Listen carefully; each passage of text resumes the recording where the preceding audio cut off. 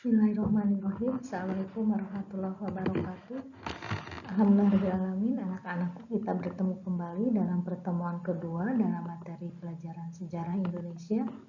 Kali ini kita akan membahas karya yang pertama, yaitu menganalisis upaya bangsa Indonesia dalam menghadapi ancaman disintegrasi bangsa antara lain PKI Madiun 48, DITI, APRA, Andi Ajis, RMS, PRRI Permesta, dan G30 PKI.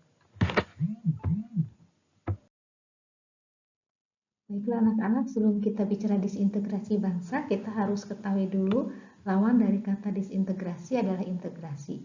Sekarang kita lihat beberapa pengertian dari integrasi itu sendiri. Nah, yang pertama, pengertian integrasi menurut Kamus Besar Bahasa Indonesia, yaitu adalah pembauran hingga menjadi kesatuan yang utuh atau bulat. Sedangkan integrasi menurut pendapat William, integrasi berarti penyatuan bangsa, suku bangsa yang berbeda dari suatu masyarakat menjadi kesatuan yang utuh menjadi satu bangsa. Sedangkan menurut Ernest Renan, bangsa terbentuk dari orang-orang yang mempunyai latar belakang sejarah, pengalaman sejarah yang sama, dan perjuangan serta hasrat untuk bersatu. Lalu menurut Clifford Church, bangsa merupakan kumpulan orang dengan bahasa, sejarah, dan tanah yang sama.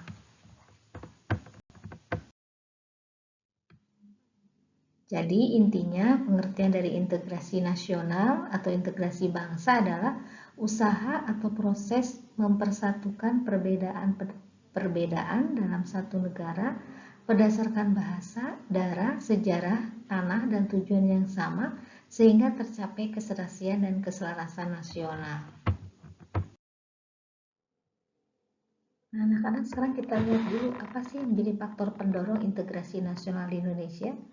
Yang pertama, kita lihat faktor yang pertama adalah adanya persamaan tujuan. Tujuannya apa? Kita Indonesia ingin merdeka.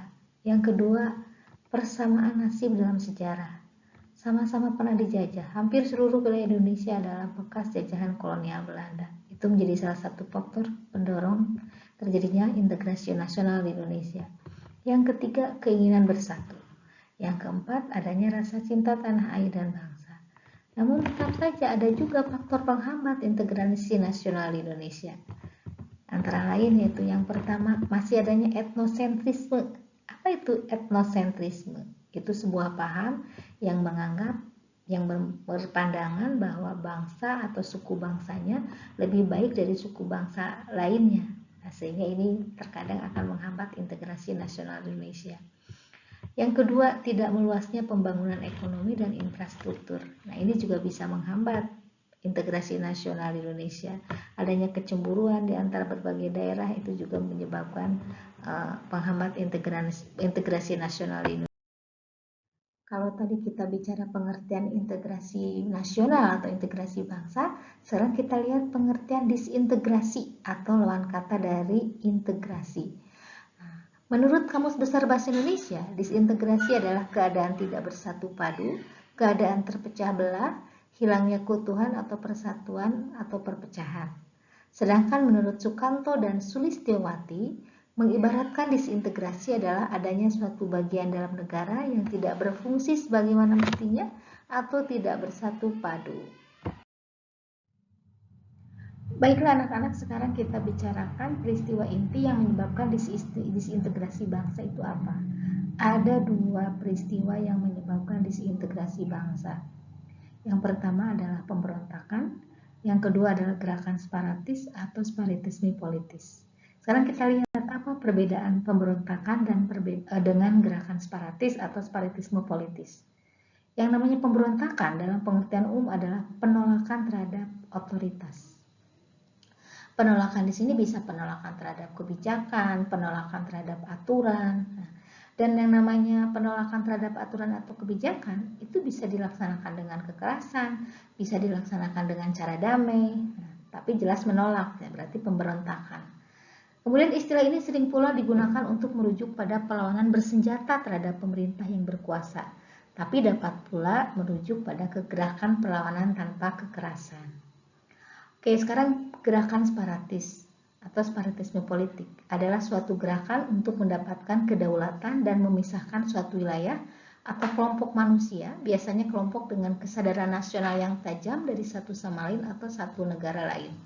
Jadi kesimpulannya, gerakan separatis adalah sebuah gerakan yang berusaha melepaskan diri dari pemerintah pusat atau pemerintah yang ada. Contoh gerakan separatis di Indonesia pada masa modern saat ini adalah OPM, Organisasi Papua Merdeka. Kemudian yang lalu ada GAM, Gerakan Aceh Merdeka.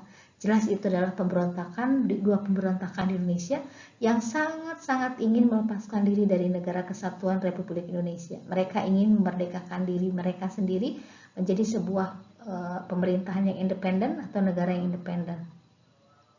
Sehingga kesimpulannya bahwa setiap gerakan separatis adalah pasti sebuah pemberontakan. Tapi belum tentu sebuah pemberontakan adalah gerakan separatis. Ulangi, setiap gerakan separatis pasti adalah sebuah pemberontakan, tapi tidak semua pemberontakan adalah gerakan separatis.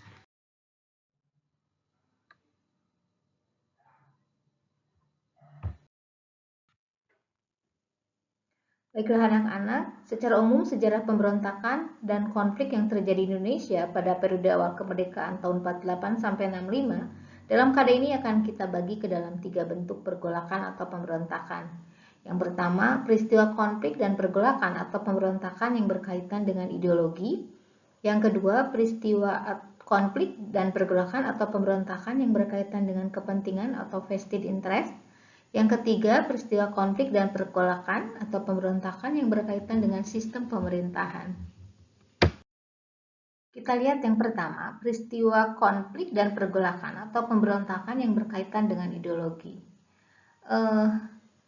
Dalam bukunya yang berjudul Decline of Constitutional Democracy in Indonesia, Herbert Faith mengatakan bahwa aliran politik besar Indonesia pada masa setelah kemerdekaan terbagi menjadi 5 kelompok, yaitu nasionalisme radikal yang diwakili oleh salah satunya adalah PNI, Partai Nasional Indonesia, kemudian ideologi Islam yang diwakili oleh Partai Nahdlatul Ulama dan Masyumi, Partai Majelis Syuro Muslimin Indonesia, kemudian ideologi komunis oleh PKI, Partai Komunis Indonesia, kemudian ideologi sosialis Demokrat oleh Partai Sosialis Indonesia,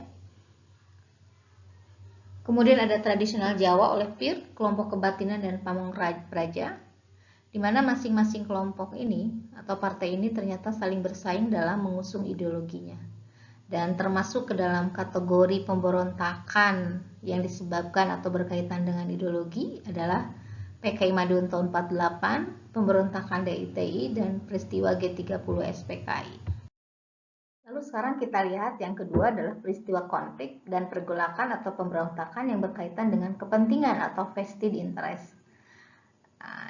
Dilansir dari Merriam-Webster Dictionary, vested interest adalah adanya kepentingan yang ingin menikmati hak hukum di masa depan atau di masa saat ini. Vested interest merupakan kepentingan yang tertanam dengan kuat pada suatu kelompok. Kelompok ini biasanya berusaha mengontrol sistem sosial untuk keuntungan sendiri. Dengan sikap suka mengontrol inilah kelompok-kelompok tersebut sulit melepaskan posisi atau kedudukan yang sudah mereka dapatkan. Dan yang termasuk ke dalam kategori pemberontakan yang berkaitan dengan kepentingan atau vested interest ini adalah APRA, Angkatan Perang Ratu Adil, RMS, Republik Maluku Selatan, dan Andi Agis. Kemudian yang ketiga, peristiwa konflik dan pergolakan atau pemberontakan yang berkaitan dengan sistem pemerintahan.